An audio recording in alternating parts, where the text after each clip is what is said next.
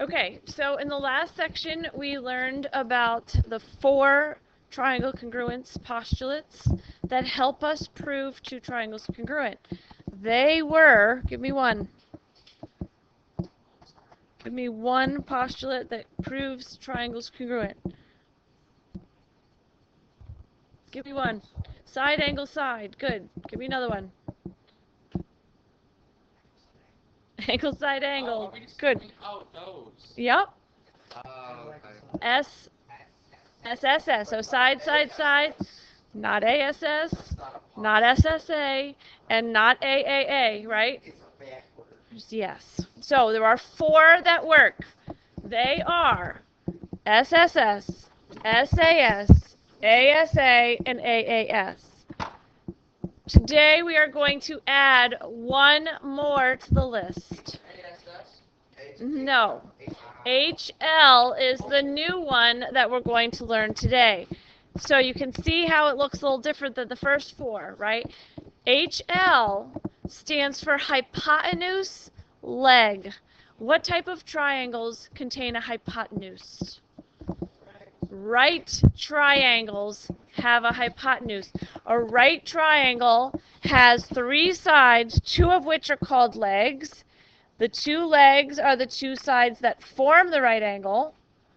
The hypotenuse is the side that's across from the right angle. It's not touching that right angle at all. It's the side across from it. Okay, so HL theorem is only used with right triangles. Okay? In fact, though, the HL theorem is the one case of ASS that works. Right? We said ASS doesn't work. But if the A is a right angle, then it works. Okay? And it's called HL. All right? So, thank you. Okay. All right. So I just want to put this on the video, right? When we talked about ASS not working, we said it's because this can swing to make a triangle here or here. This one matches the blue one that's in the corner, and this one would obviously not be congruent to it. But now we're saying that if we cut off TU so that it hits this dotted line right at a right angle, if that's a right angle, then there could be no swinging possible. And it would just create the one right triangle, and it would be congruent every time. So ASS doesn't work unless you have a right angle. And if you have a right angle, that's when it's called HL. Exactly. Okay, so let me close out of this.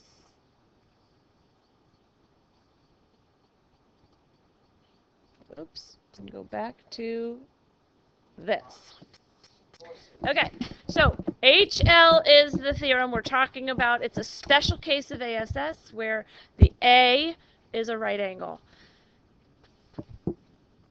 The H stands for hypotenuse. What we need is that the hypotenuse of one right triangle is congruent to the hypotenuse of another right triangle. And we need that one of the legs is congruent to a leg on the other right triangle. It doesn't matter which leg, but you only need one. One pair, I should say, right?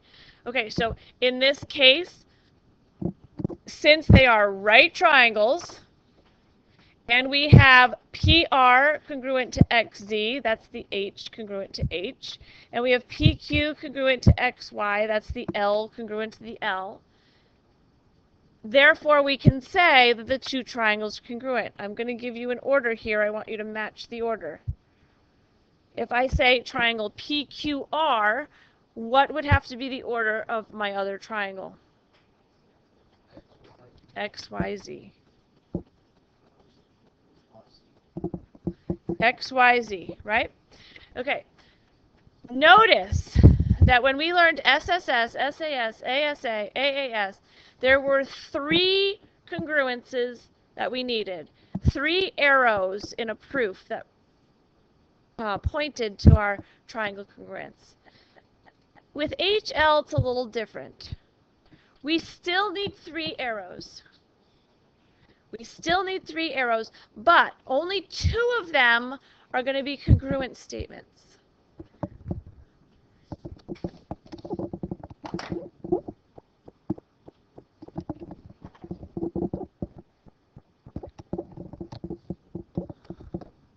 These are the 3 arrows we need. 1, 2, 3. We need a congruence saying the hypotenuse is congruent to the hypotenuse. That's this one. We need a congruence saying the leg is congruent to the leg. That's this one. But in a proof, this is another statement that we need. That the 2 triangles we're dealing with are right triangles. That is our 3rd box that we need when we're writing a proof using HL.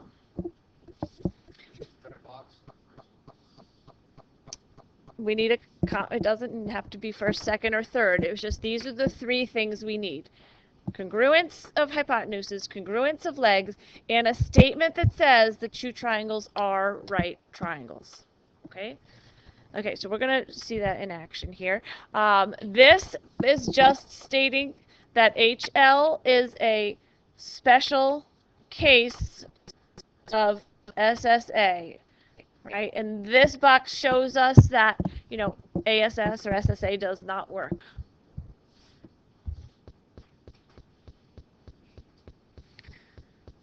So, again, these are the 3 statements that we need in order to use HL.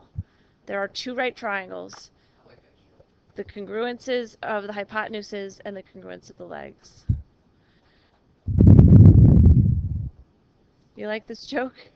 Yeah. Look, 91 degrees doesn't cut it. He's not Mr. Right. I know. It's a knee slapper. Okay. All right, so let's write a proof.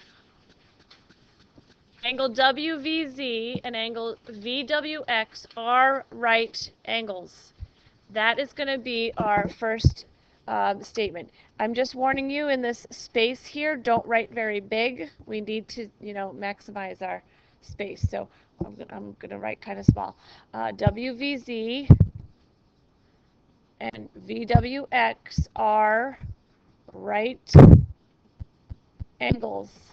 That's our first given.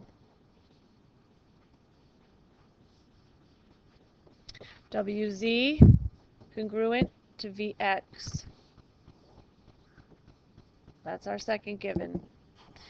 When we have a diagram with overlapping triangles, what did we say we should do? Break them apart. Break them apart. Draw them separately. So I'm going to draw these 2 triangles like this.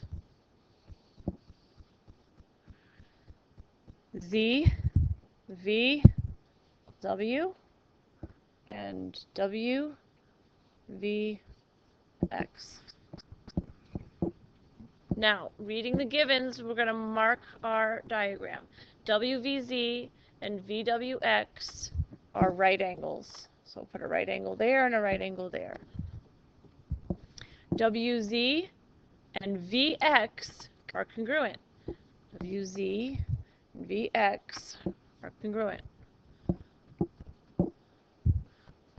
What else can we mark here?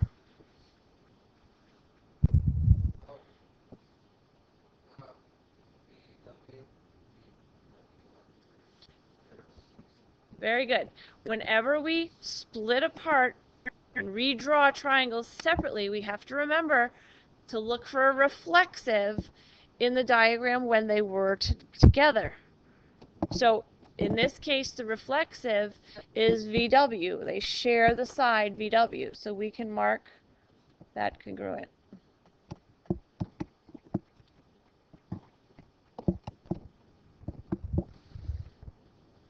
Now, when we cover up one triangle at a time and we try to determine what postulate we're going to use, you might look at this and say, oh, ASS doesn't work.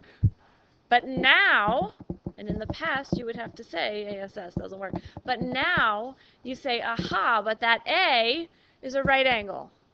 And if the A is a right angle, ASS does work, and it's called HL. So we're going to use HL theorem here.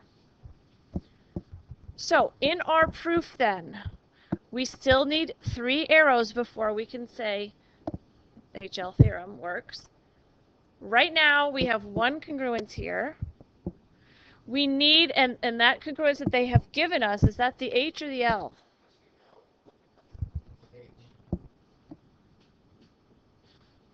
So look carefully at it. WZ, is that the hypotenuse or the leg? That's the leg. That's the hypotenuse. Hypotenuse. That's across from the right angle. So we have hypotenuse congruent to hypotenuse given to us. We need leg congruent to leg.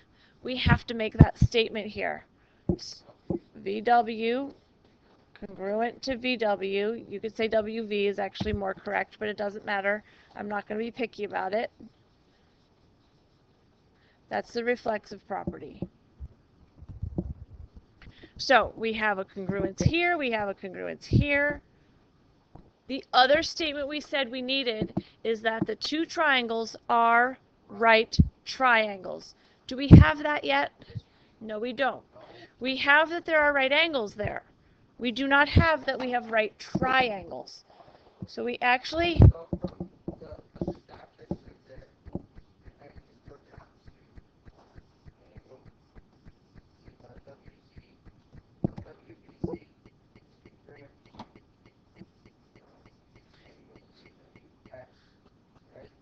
Well, that'll be the next thing.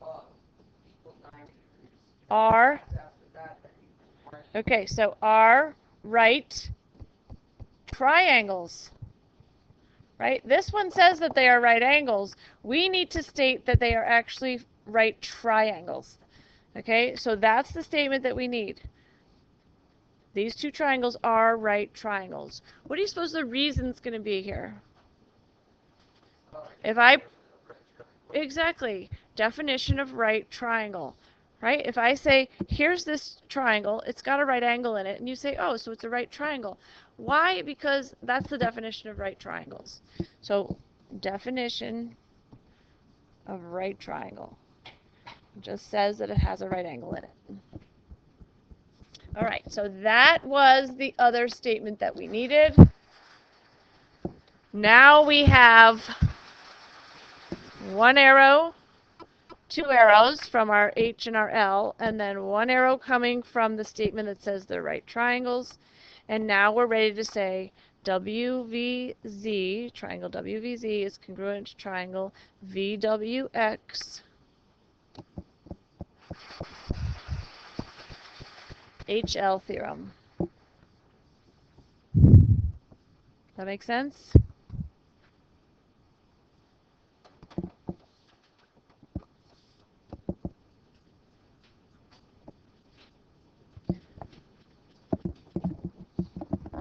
Okay, so let's do one more. CD is congruent to EA. AD is the perpendicular bisector. Oops. Make this smaller.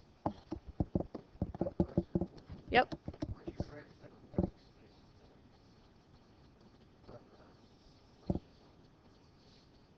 I don't think I did.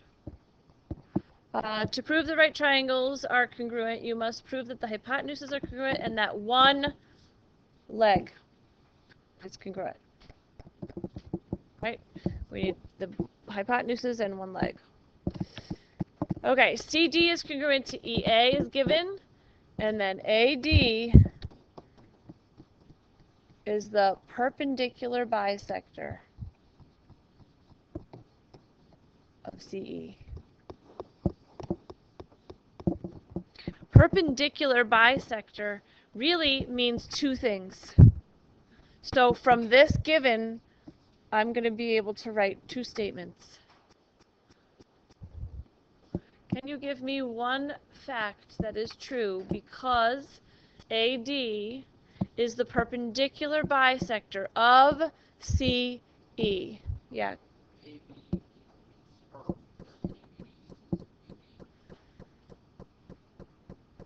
Okay, so okay.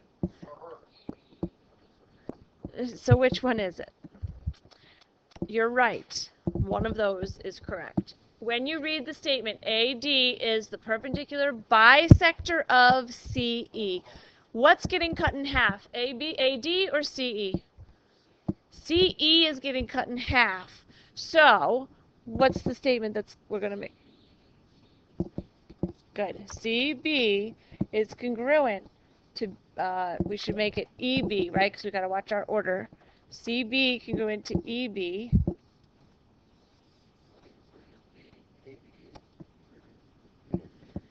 So AB is, yeah, so AB is not congruent to BD. I mean, it might be, but that's not a conclusion we can make because the statement says that it's the bisector of CE. So CE is the thing getting cut in half. So the statement we can make,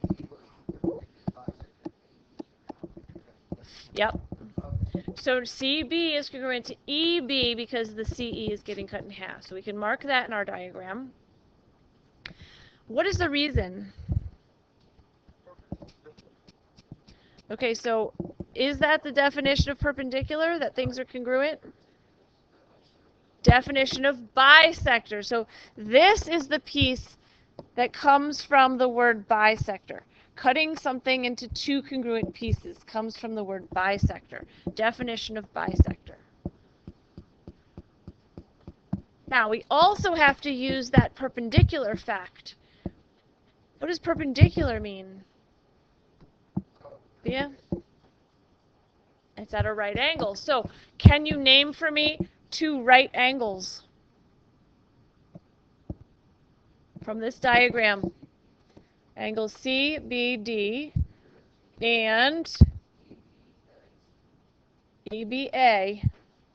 Not congruent, but we're just going to say are right angles.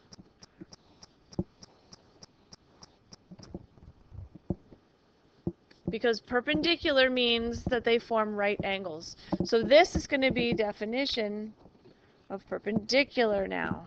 So this one given really split into two parts because there was two words that were meaningful, perpendicular and bisector. Now, when we look at our diagram, cover up one triangle at a time, we can see that this is ASS, which doesn't work, but it's a right angle, so it's HL. Since it's HL, we got to remember we need two congruences and a statement that says the triangles are right triangles. I just want to mention right here that if it wasn't HL, if it was SAS, could we use SAS first of all if there is a right, okay, but if there is a right angle, does it automatically mean we're going to use HL? No, because if this was in a different order of markings, we could use SAS and the A could be a right angle. It's possible, right? In this case, it's HL. But don't forget that if it is SAS and it's a right angle, then from this statement, you would then want to say that the right angles are congruent to each other. Because with SAS, we need three congruences. So this statement, depending on whether we're using HL or one of the other ones, is going to lead to, two different things depending on which one we're using. If we're using AAS or ASA or SAS, we need to say that the right angles are congruent to each other because we need three congruences. But in this case, since it's HL, this is going to lead to our statement that says triangle CVD and triangle EBA are right triangles. Because remember, that's the third thing that we need for HL. What's the reason here? Definition of right triangle. Because there's right angles in those triangles, that makes them right triangles. Okay, now we've got 1, 2, 3, and we can say the triangles are congruent by HL.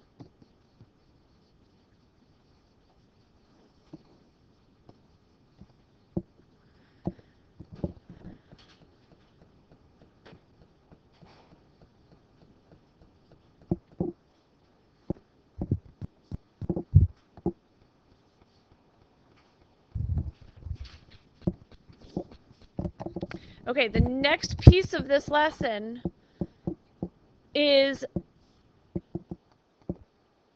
used after one of the triangle congruence theorems. So whether you're using SSS, SAS, any of them, including HL, those are used to prove triangles are congruent first. Then you can apply this next concept. Before I introduce it completely, I want you to look at, you don't have to draw this, just look up here. If I have two triangles marked like this,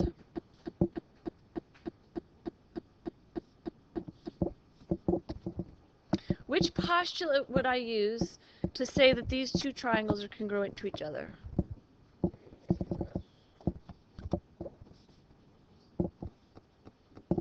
AAS is correct, right? Two angles and a side not between them. So if I were writing a proof, I would say angle B is congruent to angle E, right? I'd say angle A is congruent to angle D, and I would say side AC is congruent to side DF, and then I would be able to say, therefore, the triangles are congruent by AAS, right? Okay. What's the definition of congruent triangles? If two triangles are congruent, then what? All of the sides are congruent, corresponding sides. All of the corresponding angles are congruent, right? Okay, so in this case, on the screen right now, we've proven that these two triangles are completely congruent by AAS. So here's a question for you. Is angle C congruent to angle F?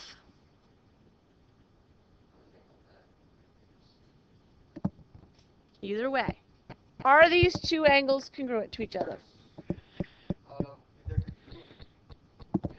So, yeah, because if the, right, exactly, if the triangles are congruent, if we know now that the whole triangle is congruent to the whole triangle, then we could say angle C is congruent to angle F. Right? And what else could we say that hasn't been mentioned over here yet? BC is congruent to EF. What else can we say?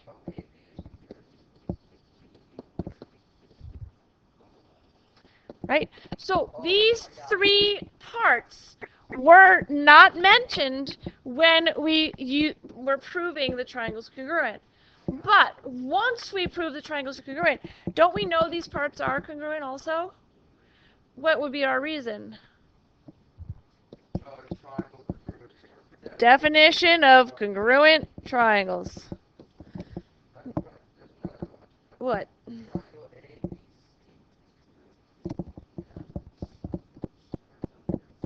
Well, that's what's stated right here. I just didn't write it out, yeah.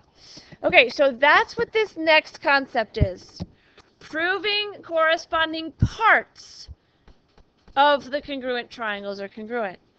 So if you already have shown that the triangles are congruent, then you can say any of the parts that haven't been mentioned yet are congruent to each other. Now, the reason that is usually used is abbreviated as CPCTC, which stands for corresponding parts of congruent triangles are congruent. I don't want you to use that. I really want you to use definition of congruent triangles. Because I find in the past that people never remember what CPCTC stands for, and then they mess it up. They say CT, TP, TCP, whatever. I get all sorts of combinations. And I don't want you to randomly not have any idea what this means. I want you to understand that it really is, because of the definition of congruent triangles.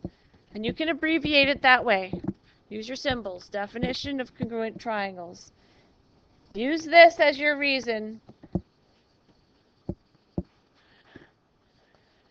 It's the same thing as CPCTC. It's the same thing.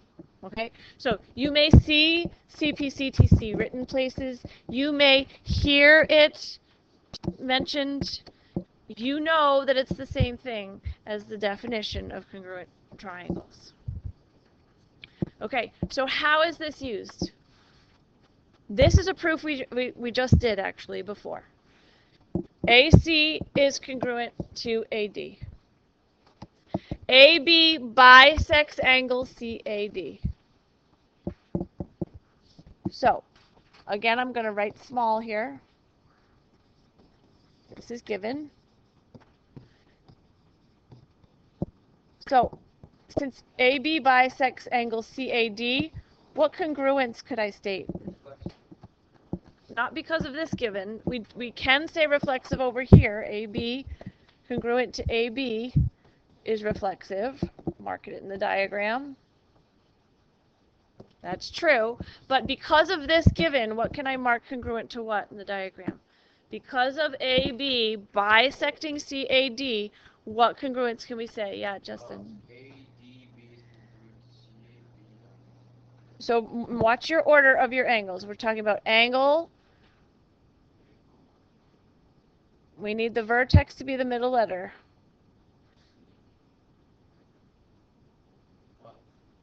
Which angles are going to be congruent? If angle CAD is getting bisected, which two angles would be congruent? Angle DAB is congruent to angle. Very good. Reason? Definition of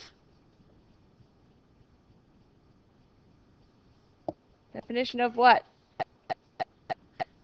Since AB is bisecting CAD, we can mark these two angles congruent by definition of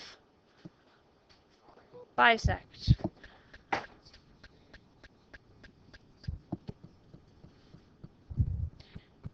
So we have congruence, congruence, congruence. Cover up one triangle at a time. Which postulate are we going to use here? SAS. Good. Two sides at an angle are marked, so we're ready to say that these triangles are congruent by SAS. Triangle let's just use the same, DAB, congruent to triangle CAB. Triangles are congruent by SAS. Notice that's not what they asked us to prove. They asked us to prove that angle C is congruent to angle D. But the only way to do that is to prove the two triangles are congruent first. And now, since the two triangles are congruent, there's all those other parts that we could mention are congruent as well. So angle C is congruent to angle D. And this is where we're going to use the reason definition of congruent triangles, otherwise known as CPCTC.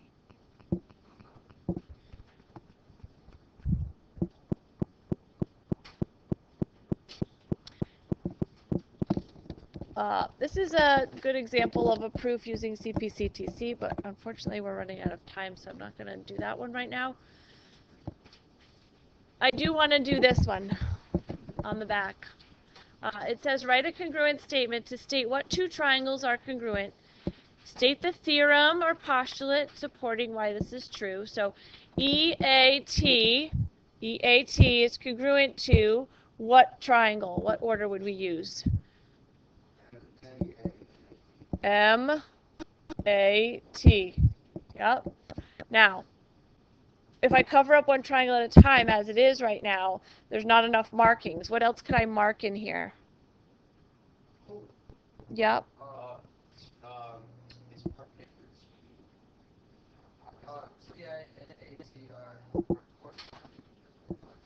reflexive. They're congruent by reflexive, right? They share the side. We don't know there's a right angle. It doesn't say that. It looks like it, but that's not the same thing as them giving that information to us. So we can't mark anything perpendicular. We can say that TA is congruent to TA by reflexive property. So which postulate would prove these two triangles congruent then? SAS. SAS. So that's what we're going to write here.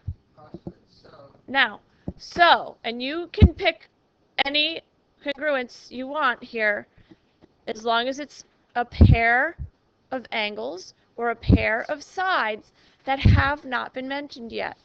In other words, like we made that list here, right? These are the ones we used to prove the triangle's congruent. The leftovers are what you can use by definition of congruent triangles. So what other pair could we mention here? What's congruent to what? Because of the definition of congruent triangles. And I'm just going to write definition of congruent triangles here. Yeah, Sam. Angles. Yep, and since that's the only only angle with that vertex, we could just use the one letter. Angle E congruent to angle M, right? Because of the definition of congruent triangles, all the corresponding parts are congruent. Give me another one. Okay, so that one we do have to use three letters, right? It would be angle TAE congruent to angle TAM. Again, by definition of congruent triangle. Okay, there's one part left. Bia?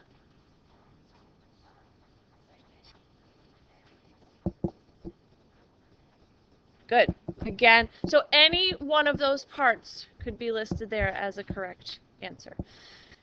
Okay, so as a recap, we have 4 postulates or theorems to prove that the triangles are congruent that involve sides and angles. And we added one today that is only used with right triangles, so HL. So all together now, all 5 choices that we have are SSS, SAS, AAS, ASA, or HL. These are our triangle congruence choices. HL is only with right triangles. In all cases, you need 3 arrows to your congruence statement. These involve all congruences. This one we talked about has 2 congruences and then stating that they're right triangles. After you prove things are congruent using one of those 5 postulates, then you could mention a part congruent to a part by the definition of congruent triangles. Okay, so your homework tonight is to do the back sides of all those sheets that you did the front sides of in the 3.2 P3 packet. And I would like you to try to do this proof number 2. Okay, try this proof number 2 and then do the back sides of the other packet.